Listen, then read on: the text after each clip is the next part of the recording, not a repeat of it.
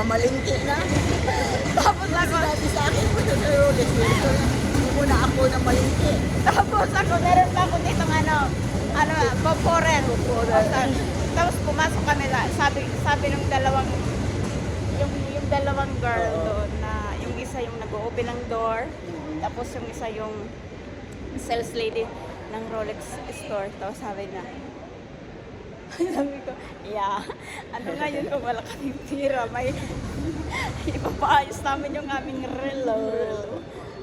Sabi niya talaga, cheese! Tapos inupiran kami ng Champagne. champagne.